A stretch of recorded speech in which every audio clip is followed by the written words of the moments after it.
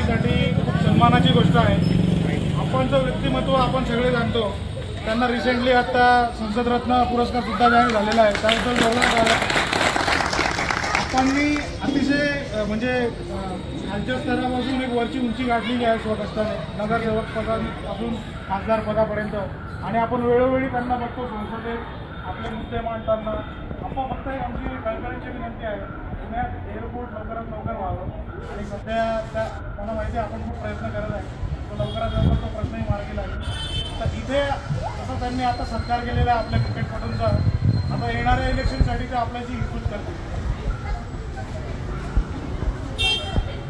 देशाची निवडणूक होते। मावळ लोकसभा मतदारसंघातून भारतीय जनता पक्ष, शिवसेना, राष्ट्रवादी काँग्रेस पक्ष असे या महायुतीचा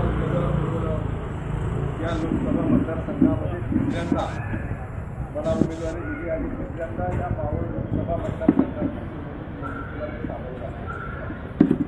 या मतदारसंघामध्ये कामं केलेली आहे, माझा विश्वास केले आणि माझ्या माहिती याचा उल्लेख आता केला विमानतळाचा।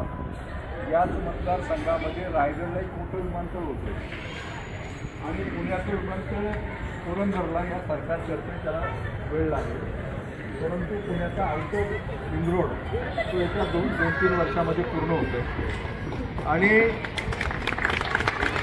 पुणे लोणावळा तिसरा आणि चौथ्या लाईनला केंद्र आणि राज्य सरकार